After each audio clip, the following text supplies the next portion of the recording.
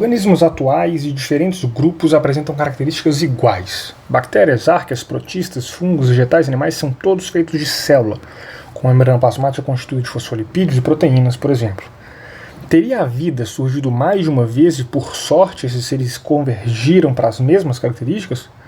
O que poderia explicar tamanha similaridade? A imagem a seguir ilustra uma tentativa de resposta para essas perguntas. Veja bem, o que essa imagem está ilustrando? Ela está ilustrando a hipótese de ancestralidade comum. A hipótese de que todos os grupos atuais, incluindo bactérias, incluindo arqueias, incluindo eucárias, descendem de um mesmo grupo ancestral. A ideia então é que esse grupo ancestral já teria essas características, de tal forma que bactérias, arqueias e eucárias as têm não por sorte, não por coincidência, mas como consequência da ancestralidade. Né? A própria imagem já traz aqui para a gente essa ideia. Ela escreve aqui na base: o organismo vivo do qual todos os outros atuais descendem. Dito isso, vamos ver o que é perguntado. Marque a alternativa que exemplifica uma característica similar entre os organismos citados e apresente uma hipótese conforme a biologia evolutiva e a imagem que possa justificar a presença das características citadas em todos os grupos representados.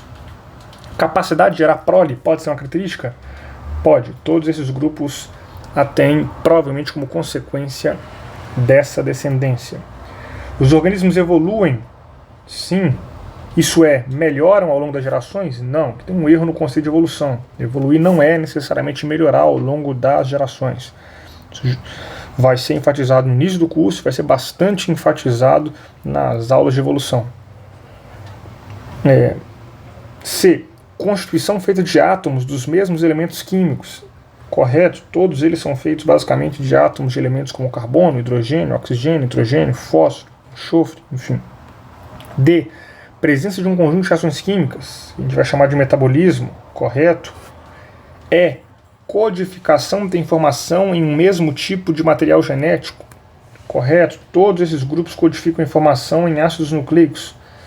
Para ser mais preciso, nos grupos que foram citados, todos eles em ácidos desoxirribonucleicos, ou seja, no DNA, de acordo com o mesmo código, inclusive. Né? Então, até aqui, a gente só não marca a letra B.